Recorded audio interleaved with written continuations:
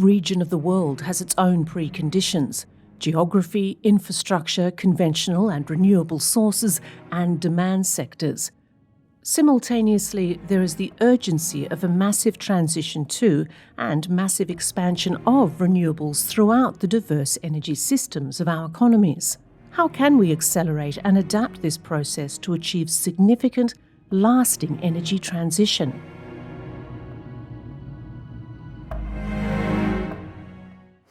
As our discussions throughout this intensive day have shown, every region of the world, every country has its own unique situation when it comes to the energy transition. That was underlined just now by the African leaders we had on our Europe-Africa panel.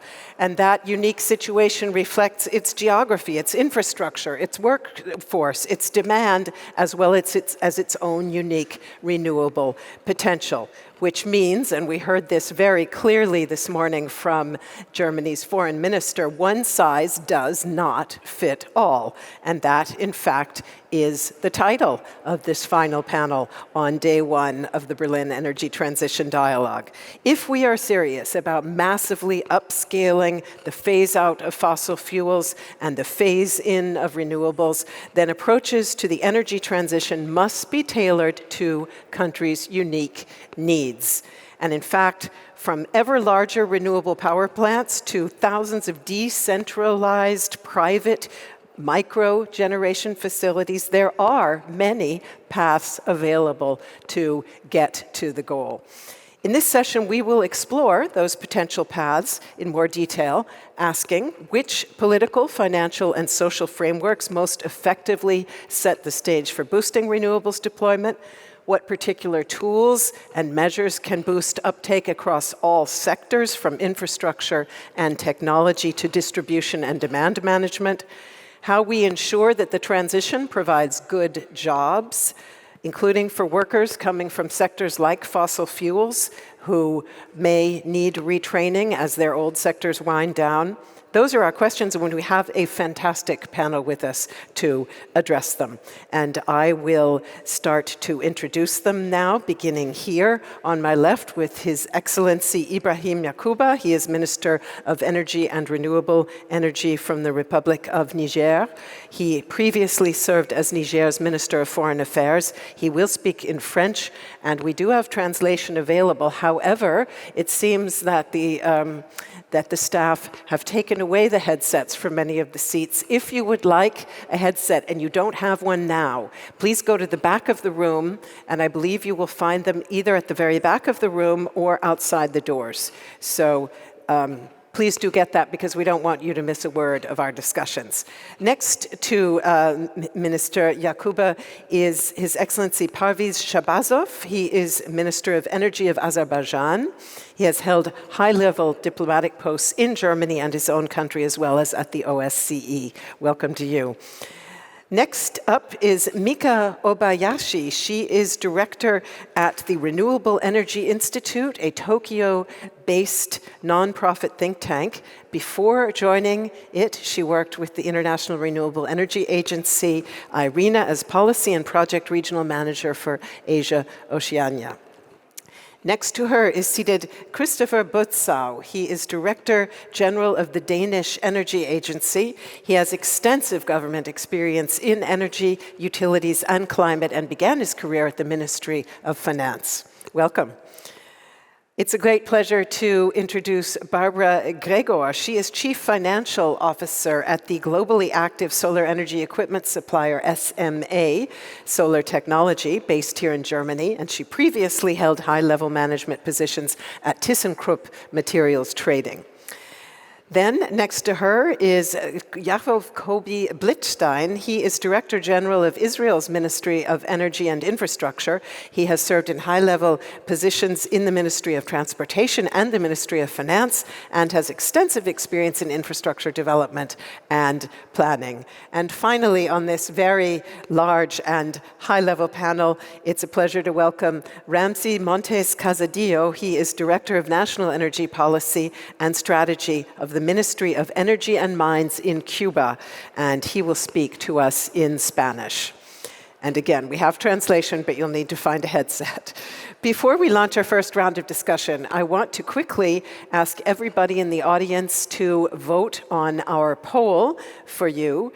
Please go to our Slido app. I think you know now, hopefully via the barcode, which you will also shortly see on the screen. And this is a word cloud, so please write in whichever words occur to you first. We ask, what measures, conditions, and policies best support the massive deployment of renewable energies in your country? So please answer that specifically for your situation. We want to see about all the different sizes in this one size does not fit all.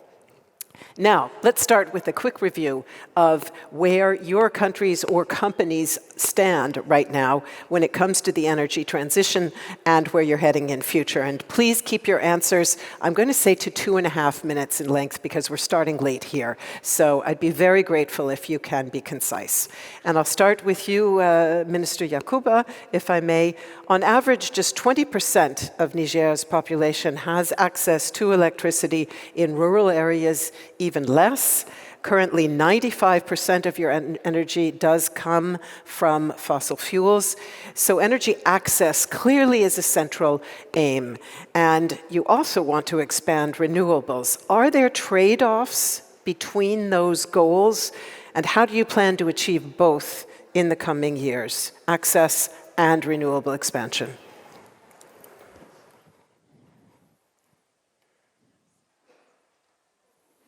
Merci. Je voudrais d'abord vous remercier pour l'invitation. Et avant de répondre à la question. Thank you very much for your invitation. Before I answer your question, I'd like to make a general observation. If we talk about renewables or about the energy transition in Africa, then it is absolutely necessary to consider the realities in Africa. The challenges we have in terms of access to energy and electricity are very high. No continent ever had as big a challenge as we have in Africa today. You said it, only 20% of our population have access to electricity, in rural areas even less. So given those difficulties, we have, however, a big potential. We have a great solar potential, we have wind power and hydropower.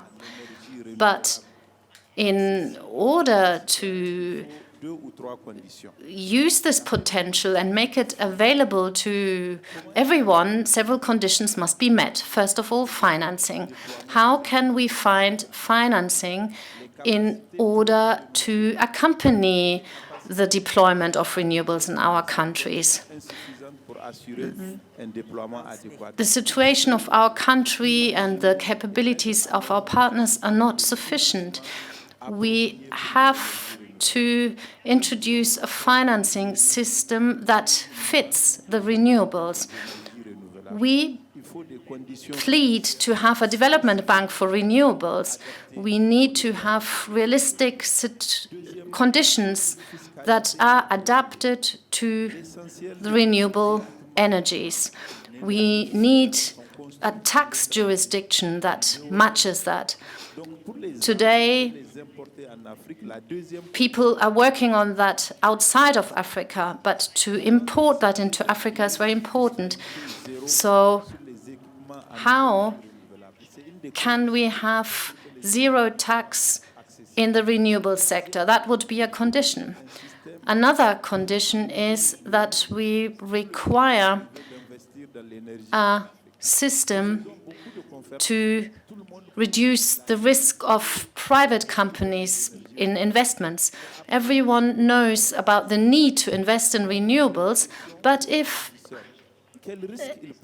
at the end of the day there's a real question to the investor about what risk they take if they invest in Uganda or Sierra Leone, the international community has to introduce a system that takes into account the risk of private investors and reduces it. And then, of course, regulation needs to happen so that the investment, the use and the development of energy products is easier and can be done in a harmonized way in a majority of African countries. Maybe I've used up my time now. Maybe I should stop talking. I still have a lot to say, but I'd just like to remind you that the biggest challenge of the international community is to know what the challenges exist in Africa, how high they are, and as they are very high, we need ambitious solutions and large-scale support in order to make progress in developing the renewables. Thank you. In our prior panel on European-African cooperation, we in fact talked about some interesting de-risking options, including the climate impact platform that has been created by UNDP together with other international partners to try to do exactly what you say. Let me go over to Mr. Shabasov now, if I may. And Azerbaijan, of course, has enviable renewable energy potential. It's relatively sunny and windy. You have sizable hydro, biomass, and geothermal resources. And I know you are working on a legislative framework for renewables. So what is your plan to systematically tap these very rich resources? Thank you very much. First of all, I would like to underline that the deployment of renewable sources of energy has become one of the priorities of the social economic development strategy of Azerbaijan, endorsed by the president of Azerbaijan. And at the moment, we are working on the issue of development of renewables in our country, not only to provide our country with the renewable source of energy, but at the same time to make our contribution into the energy security of our immediate neighbors, as well as our partners from the European Commission. Last year in Azerbaijan, Madame Ursula von der Leyen and President Ilham Aliyev signed the Memorandum of Understanding on Strategic Partnership in the field of energy. So Azerbaijan, as it has been doing it for many, many years, providing the global oil market with the crude oil products and petrochemicals.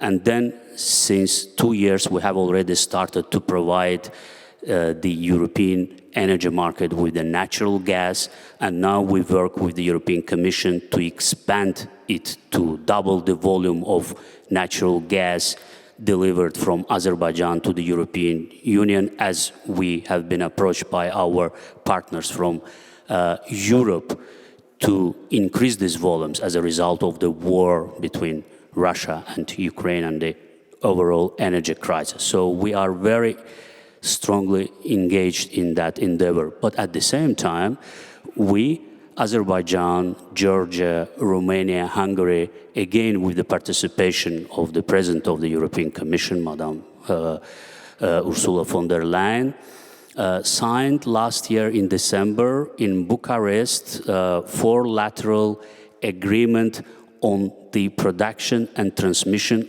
of green energy. So we are going to use the vast potential of green energy. First of all, 157 gigawatts of discovered wind offshore potential in the Caspian Sea to deliver it to the European Union. So in form of electricity, through transmission by the high voltage lines, but also in a form of green gases like hydrogen, ammonia, and so on. And 4 countries, together with the European Commission and private companies, are working together. And our strategy has been not using the state budget resources to develop the renewable source of energy in the country, but attract the foreign private companies. And we could do that. in the recent 4 years, we developed several new legislation acts. And now, through doing that, we created the conducive conditions for the private investors. And as a result of that, within last 2 years, we have signed the implementation agreements with several companies as an entire volume of 25 gigawatts of renewable sources. Thank you. Thank you very much. Let me go over to Madam Obayashi now. And unlike Azerbaijan, Japan has more limited natural resources, is densely populated with a complex geography and a fragmented grid. For decades, the country's answer to that unique situation has been nuclear power. What is your institute, the Institute for Renewable Energy, doing to change that? What are you telling the government? As for Japan's area, it is indeed tiny, ranking 62nd in the world. It is also densely populated and relying on imported fuels. But in terms of renewables, we are very rich, I have to say. That of course that we are not rich in the kind of resources underground, but we are rich in the open air. And one research indicates we are 9 times richer than Germany's renewable energy potential. I'm sure this research was done by Japanese researcher. But one of top resources is wind power. We are a tiny country, but if we count its territorial waters and exclusive economic zone, that is 12 times larger than its land. And actually, it is number 6 in the world after the US, Australia, Indonesia, New Zealand, and Canada. So this great potential of offshore wind is now being recognized. Currently, less than 1 gigawatt is installed, but 80 environmental assessment project is going on, a total 45 gigawatt. And many places are overlapped, so 45G is not the number that will be operated soon, but development is underway, and the government plans to create 10 gigawatt and 45 gigawatt pipelines by 2030 and 2040 relatively. Given the changes in the world over the past year, these figures will, of course, need to be revised, but this is no doubt that offshore wind power will become a significant energy resource for Japan. I'm not saying that if there is no land, there is an ocean, but I am saying that every country has renewable energy resources in some ways. And for those kind of utility scale renewables, I'm sure that we need the expansion of the grid system, and then as well as the fair condition of the market is quite important. And then adding that 2 years ago with Agora Energiewende of Germany and Rappenlanta University, we did the 100 renewable energy scenario for Japan. And then it is by 2050. And then that we found the solar PV and the on and offshore wind will provide the 50% and the 50% electricity for Japan. And for the solar power, the half of the solar power that it is accounted like as a total 25 gigawatt, and a half of it has to be the rooftop solar, that the rooftop to household, rooftop to the warehouse and the factories, and then those ones, the buildings, so-called prosumer's power generation integrated with demand size. They are going into the low voltage distributed transmission system along with electric vehicle, batteries, and many types of storage. There are precisely the renewable energy deployment that Japan, with its densely populated areas, is well suited to. So for those kind of installation for the rooftop solar, especially for housing and buildings, that some cities already announced the solar PV obligation in Japan, which will start next year and then 2025. So those kind of obligation will encourage the market to integrate the solar PV into housing and buildings. And then so that if I see this, like a kind of those renewable energy policy has to be integrated with the housing and the building policy as well. We need a higher standard of efficiency or the kind of the renewable energy standard for those housing and buildings. That is the thing that I'm thinking about. Thank you very much.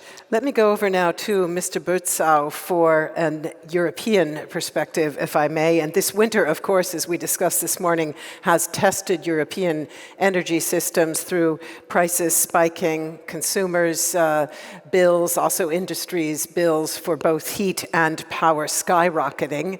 I imagine that the former, heat, has hit Danish households pretty hard, given the fact that you tend to have a rather chilly winter. Can you tell us how Denmark has responded?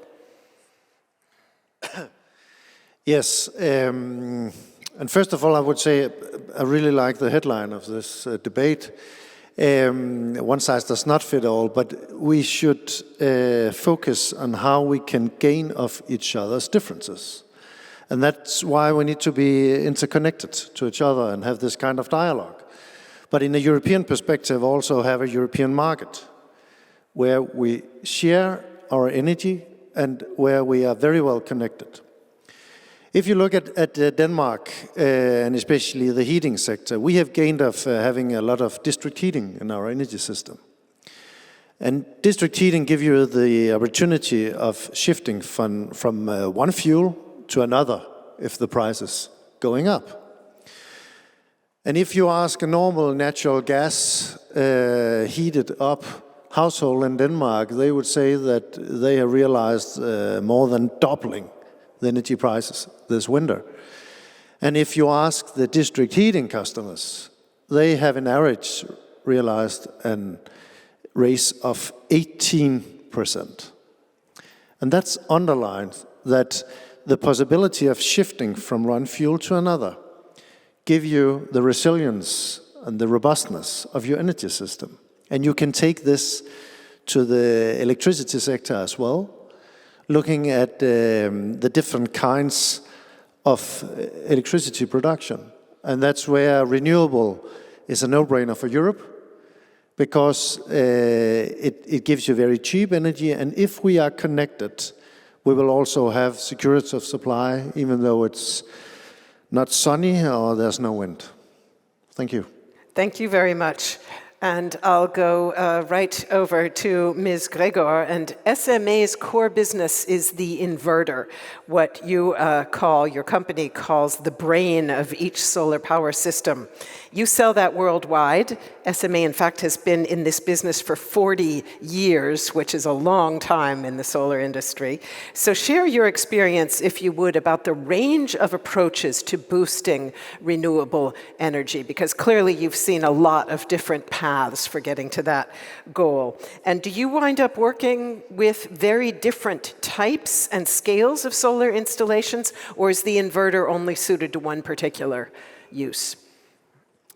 Thank you, first of all, for the invitation and to discuss the global energy transition at this panel. As an industry, we are interested in sharing our view to the solar industry and the development. So the increasing climate crisis and the global energy situation are giving energy transition currently more attention. But the road ahead of us is a complex one, and the diverse regions of the globe have unique needs and demand in terms of grid infrastructure and industrial demands or consumer preferences. And as you have said, SMA's core business is the inverter. The inverter is the brain of every solar system. The inverter is one of the most important pieces of the equipment in a solar energy system. It's a device that converts the direct current electricity, which is what a solar panel generates, to an alternating current electricity, which is the electrical grid uses or other devices.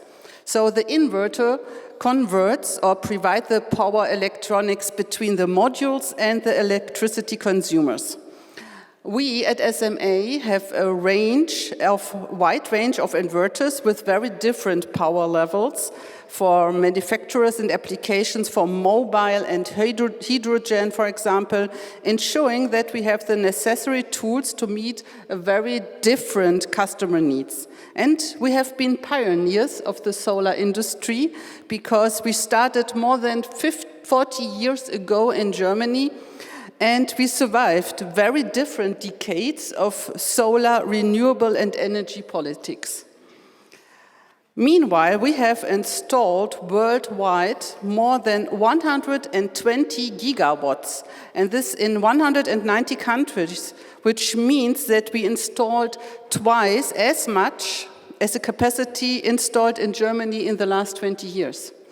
And 120 gigawatts, for example, is also the output which is sufficient to supply 40 million households sustainable with solar power. That means 40 million households is the population of Germany, and it's 13.5 of Denmark's households, for example. This is just to illustrate that we have a wide range of experiences and we understand important parts of the complexity. In addition, we have a strong history, especially in rural areas, and provide a premium level of expertise when it comes to grid infrastructure. Since many years, we have been experts and partners to regional energy suppliers when it comes to understanding and needs, especially on-grid and off-grid solutions. So summarize it up. We talk about the 4 main Ds of the solar energy, which makes us an important supporter. First D is decarbonization. Decarbonization is the driver and the beginning of the electrified society. Second D is digitalization, which means integration of different electricity consumers like EV chargers or heat pumps or decentralized infrastructure plus grid connection. And the third D is decentralization. Solar energy can be produced decentralized and independently, especially in rural areas, depending on the local needs, which is a high level of availability. And this brings me to the last and the fourth D, and I'm interested in your opinion because what will happen to our society when energy sovereignty becomes possible for many humans in many nations to an affordable price, because it's also one of the cheapest forms of energy transition. And when the reason for so many military conflicts disappear because of solar energy, it's decentralized and democratically enabled. No more wars over oil or gas in the future world. Solar energy can, beside digitalization, decarbonization, and decentralization, also demilitarize our energy needs for the future. Thank you. Quite a big claim there for solar power. Mr. Blitzstein, Israel has adopted a new energy roadmap last year, I think it was. Funnily enough, I wrote next year, targeting a 40% renewable power share by 2030. What are the most crucial steps that you're taking to get there, especially in the... 30%. 30, okay. 30%. 30. And last year. So 2 corrections in that one. What are the most important steps that you're taking to get there, especially in the infrastructure area for which you are responsible? Okay. Israel, as you know, is an island of energy. It does not connect to no neighbor, and now not Europe. So we're facing some challenges. Israel is a small country, and it's very crowded, especially in the center. And when we talk about renewable energy, we don't have wind, we don't have rivers, so mainly we are depend only on solar. And we have to combine between solar and storage, and that's all. And if you if I want to mention the three challenges that we are facing, the first is to supply energy security to our citizens, and Israel going to double its needs for electricity by 2050.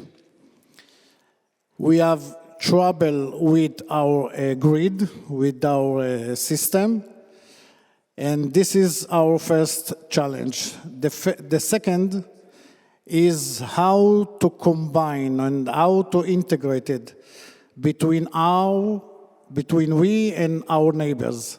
We must to build a regional grid.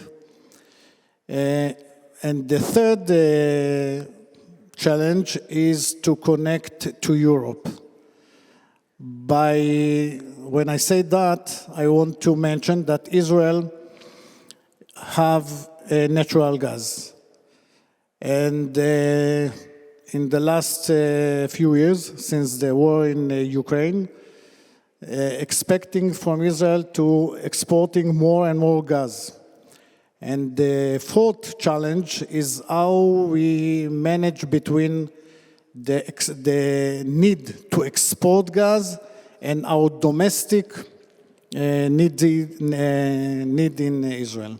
That are four main challenges for the years to come. Thank you very much, and we'll come back a little bit later, hopefully, to hear a little bit more about how you're addressing those. Let me now go to Mr. Montes, and we are going to hear him speak in Spanish, so do get those headsets ready.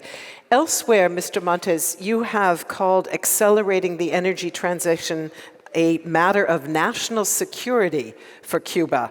Tell us more about what that means, please, and how you're working to accelerate the shift to renewables. Muchas gracias. Y permíteme, thank you very much. And I would like to give you a bit more context from our country in terms of energy. We're suffering from an embargo to which we are subject from the United States, and that has an impact on the energy sector, on investments, and especially on investments in renewable energies. So we have to take a lot of initiative, and we have to be very creative to mitigate the effect of this embargo. So for us, it's a question of national security to produce 100% of renewable energy. We have a lot of sun and a lot of wind, and sun and wind, fortunately, cannot be subjected to sanctions. We already have some experience. In the past 10 years, the day with the least sun had 60% of the sun levels or sun radiation levels that we usually see. So we have huge energy security, mainly thanks to the levels of solar radiation that we have in Cuba. So our goal of achieving 100% renewables in all areas not only refers to power production, electricity production, but also refers to using renewable energy in domestic households. We already have a share of 10% of solar energy, and that is something that can be developed very quickly. It provides not only security, but it can also be rolled out quickly, and that is our path. We also have difficulty in transport, especially in public transport, due to the embargo. And here we saw how people turn to electric mobility. We already have statistics according to which more than 500,000 tricycles, motorcycles, and cars exist that are operated by electricity. And we already have 2 semi-nationalized factories where these vehicles are produced. And even when it comes to charging stations, we are already using renewable energy to operate them. The government subsidizes these projects and these systems, and that really makes sense for us because it is more affordable, it's cheaper than renewing the existing systems and grids. We have huge limitations when it comes to expanding grids. And a driver for the development of renewable energies is electromobility and vice versa. There are also companies which already use renewable energies and now focus on electric mobility.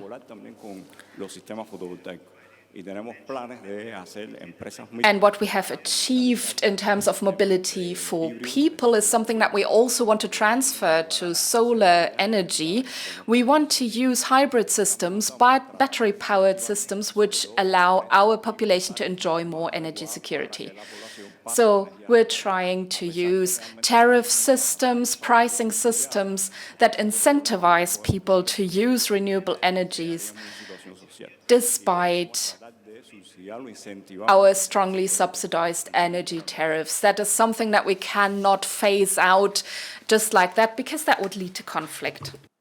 Thank you. Muchas gracias, Mr. Montes. And a clear message there about renewables and the autonomy and security that they can indeed provide.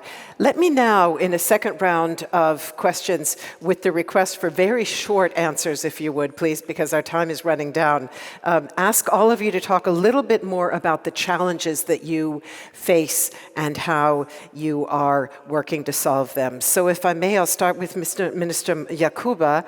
And Niger has a weak and patchy electrical grid. You mentioned the fact that many Nigerians do not have access to power. In fact, off-grid solutions clearly could benefit both citizens and local businesses. What are the challenges to boost such systems, and how are you addressing them? Okay. Les défis pour promouvoir le développement des renouvelables, je crois qu'on doit aller vite. C'est les mêmes que j'ai indiqués. So we have to expedite the deployment, and we have the same challenges that I mentioned before.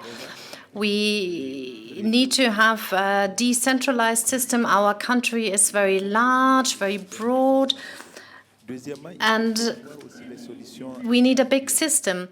So we need to advocate for decentralized system or promote those. So we need to offer solutions to the populations to increase electrifications. Secondly, we need to mobilize resources. And third, we need concrete partnerships. We need partnerships in order to expand our capabilities and expand the grid. Those are the challenges that we are faced with. We need to act quickly, and we need to promote the deployment. The other challenge is an international one. It affects all countries in the world. We need to cover the demand. If we take the example of Niger, then the population is indeed very large. It grows by 10% every year. So that's a big level, a big growth that we see. And that's why we need to speed up or ramp up our economy to meet the demand of the people. So we need to build our capabilities, expand reserves, and we can do that thanks to international cooperation. Thank you very much. Mr. Shabosov, according to sources, including the International Energy Agency, the share of clean energy in your country's power mix actually has hardly changed over the past 10 years. Renewable energies accounted for only 6% of nationwide electricity generation in 2020 and 2021. What are the main obstacles you face in expanding that share? Actually, as I have already mentioned in the beginning, we have just started with the reforms in the energy sector just several years ago, and now we have already results. And the results are that in a very short period of time, just within the 3 years, we have contracted already for 470 megawatts of solar and wind energy projects, and they are already under construction. And the third one, it's together with BP, also a very large project of 240 megawatts, which is directed at the decarbonization of oil and gas sector of Azerbaijan. So you know that Azerbaijan is the oil and gas country. But what is the really challenging us is the integration of the bigger amounts of renewable energy in our energy system. So the balancing between the renewable sources of energy and traditional ones. So we work on that. We just attracted 2 companies to Azerbaijan. It is the American company Tetra Tech and the Turkish company EPRA, and we are working on the grid. We are implementing the grid study, trying to enhance the integration level of the renewable sources of energy. 3 years ago, we did it with German company VPC and identified the 1,500 megawatts of integration capacity for our grid, but now we are working further. We want to increase it up to the 2,000. So these are the issues that are on our agenda very high as priority issues. Thank you very much. And same question to you, Ms.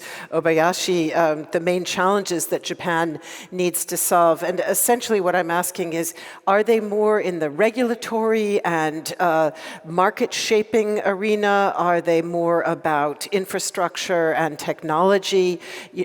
Give us a sense of, in your unique situation, Yeah, thank you very much. I think that we need all of them because I think that there's no one silver bullet to expand renewables, speeding up, scaling up, and then providing the predictability of the market is quite difficult that with one single policy. And then Japan, we expanded solar PV up to 80 gigawatt, 0 gigawatt by the end of last year. So we have such kind of huge amount of solar PV. And the main driver was the feed-in tariff that we learned from Germany. But of course, feed-in tariff that we have to decrease the tariff, and then we'll need to introduce a competitive market. And then for the competitive market for renewables, we need a transparent playing the level field for the renewable energy that within the power market system.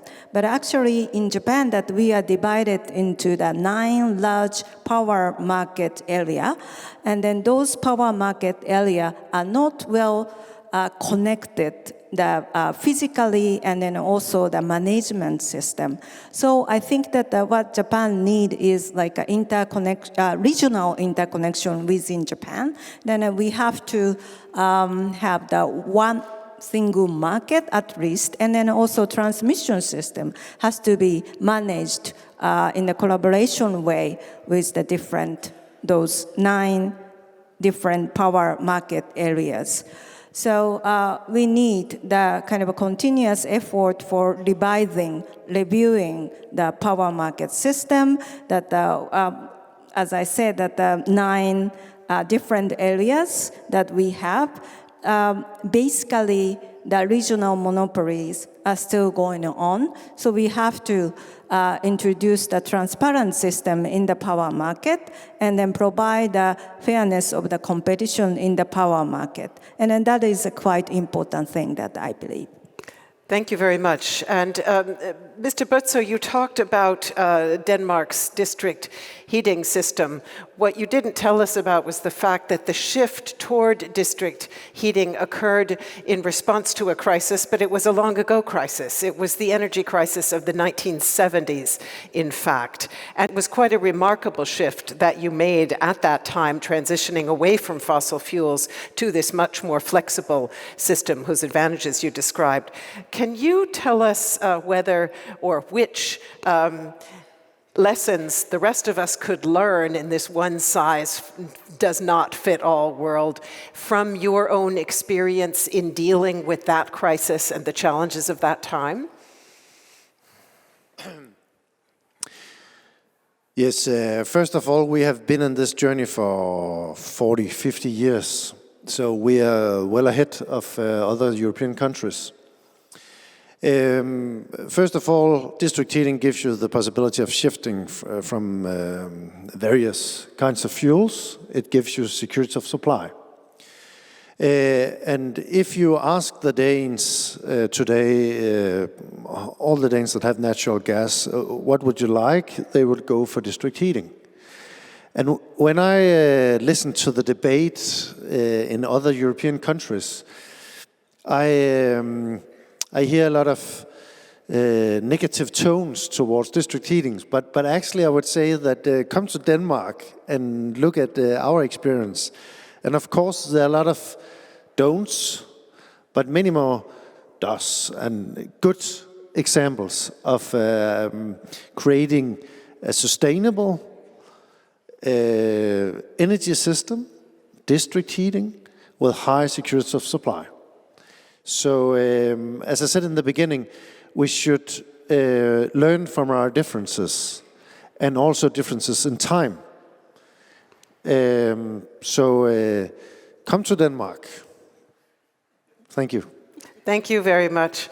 And Ms. Gregor, I'd like to ask you, and we've said again and again, there is no one recipe, and far be it from Europe, for example, to be telling the rest of the world what to do. Nonetheless, I would like to ask you, given the fact that you have at SMA seen a very wide variety of approaches to boosting renewables, are there clear preconditions for success, no matter what scale and type of installation a country or a community is pursuing? Yes, thank you very much. We see that people, institutions, and governments want to have more participation in their energy supply. And for many people, the supply of energy and electricity is a high good, and they want to be independent and self-sufficient on-grid and off-grid. And I give you 4 examples where we managed these challenges. First of all, a project in Nepal where we set up a microgrid in order to make electricity available for a small village, which is independent now. Another example from Germany, close to the Danish border, we were able to reduce cost of energy supply by installing a large storage system for an entire community. The community can store electricity completely disconnected from the grid as a pioneer of safety and reliability. The third example is where we installed in a brewery in Nicaragua. We have installed an energy system to reduce electricity cost, but also without penetrating the grid, because in a lot of regions in the world, the grid is not ready to receive energy from solar. And last but not least, one of our interesting projects, or most interested project, is to provide energy for a whole island. We did this, for example, in the Caribbean Sea. We did this also in the French Polynesia, where a whole island based on a microgrid with batteries was made sustainable and included all functions for the grid as black start and also frequency control, because the people living there don't want to rely on any fossil energy. In the end, it's all about the infrastructure, because the grid must be synchronized with the development, and it's about digitalization. We need to bring the energy source and the demand together and to integrate various sectors from heating to mobile with the brain of the system. This is a question of policy and not a technical solution. And finally, Mr. Blitzstein, over to you. And the biggest challenges, you outlined a few of them, but if you have to sort of say what is the single biggest one you face, what would it be? I believe it's the security of energy, but not only for us, but to our whole region. There is now a big opportunity in the renewable energy. It's a time for tie the connection between the nation around us. And if I want to mention a project that I'm in, for example, now Emirates company, Mazda company, built in Jordan plant solar, great plant of solar. I suppose it's around 600 megawatt that will sell the energy to Israel. And Israel built a huge desalination water factory and supply to Jordan water. All that connections, and I want to mention that we visit, the minister and I visit Egypt 1 month ago, and we had good discussions with the authorities there for example, to build huge wind turbines on the Red Sea, connect them to Jordan and Israel, and by that establish a grid for a regional grid for renewable energy. We are also want to connect to, there is now the interconnector project between Israel and Cyprus through Greece to Europe. And if we can see the whole picture, we can see that the regional grid will connect to Europe, and by that it will increase the energy security. And it's a great vision. We must to understand that if not it must to be a win-win situation for all the countries, not only for Israel. And that's our main aim and goal, and this is the vision for the solution of the security supply of energy to Israel. It sounds like you're telling us that renewables could help to make Israel a bit less of an energy island. You started your first answer by saying to us that it is an island, but that sounds like an island with some bridges. So many thanks for that. Let us get a quick look now at the answer to our audience word cloud question.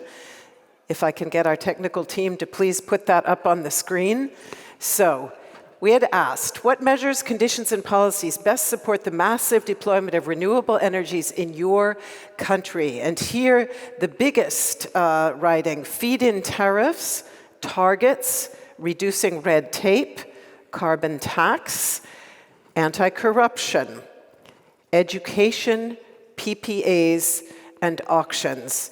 And a lot of that goes to what we heard actually in our industry keynote earlier today, doesn't it? He said, design the market, get the frameworks in place, get the regulatory approach in place, get the reliable feed-in tariffs in place, and the business and the investments will come. And that looks like a message that really came home to the audience. But I think education is interesting as well. And I'm just going to throw out to the panel with the request for the mini answer. Anyone who wants to speak to it.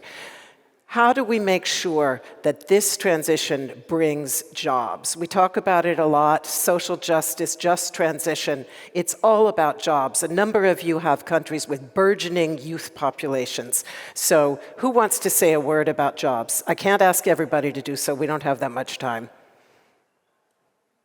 Anyone? Monsieur Yakuba? What is the question, please? L'emploi, jobs. Ah oui, ok. Non, j'étais en train de lire les réponses qui ont été données. On a vu éducation. I was still busy reading the responses on the slide.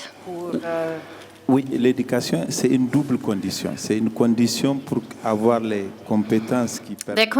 There are two conditions here. You need competencies here in order to introduce renewable energies.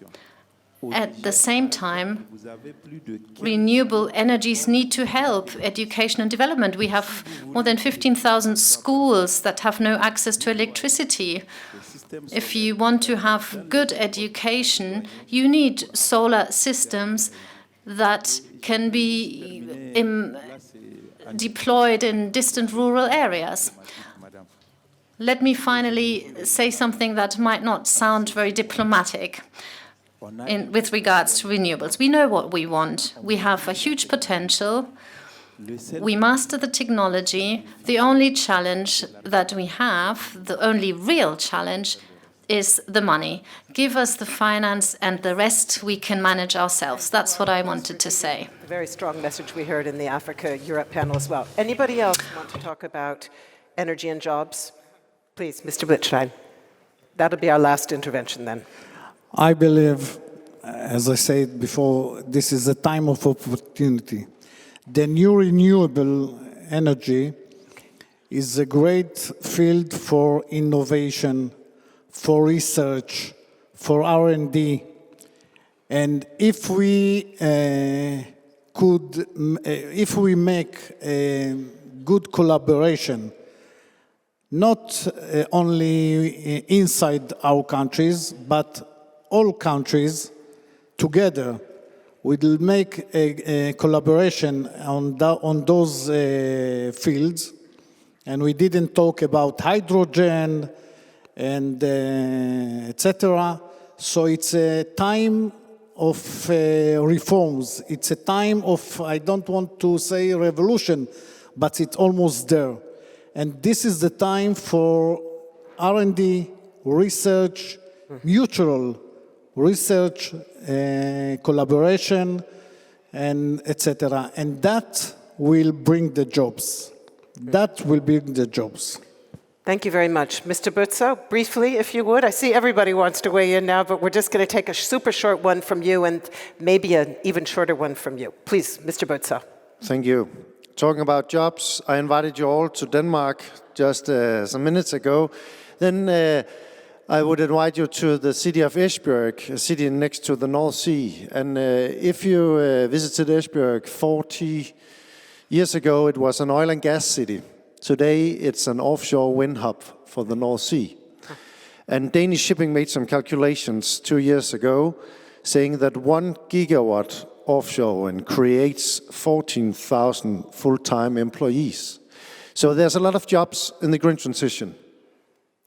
Thank you very much. And if you go to Denmark, go sometime around June 21st, and then you won't need any power at all because it's light practically all night long.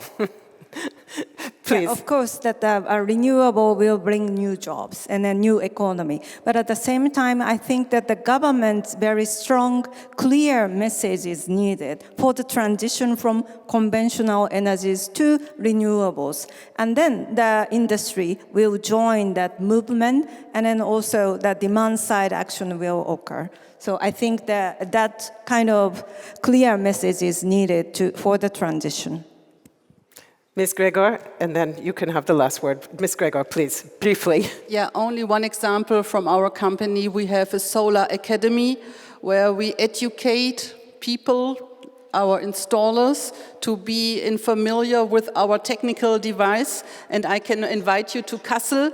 This is in the middle of Germany, or visit our website. There you find a lot of information about our economy and our academy, but we do this academies also abroad. We have this installed in many, many countries to educate our consumers and our customers in the solar energy. So visit our website, you will find more information there. Thank you. And of course, that's how I got to the link between education and jobs. I was thinking of the great German vocational training system and how it helps retrain workers. Finally, to you. Thank you very much. Education is critical. It's very important. I think the governments, also the private sector, should take care about that. But at the same time, I like today's panel very much. We have been all very optimistic about the renewable sources of energy, about deployment of the big projects, and we are looking forward. We know that this is our future, but let's have smart energy transition by doing that. That's important. Please do not forget about that. Thank you. Thank you. Thank you very much to all of our wonderful panel. Let's give them a warm round of applause. Merci à vous.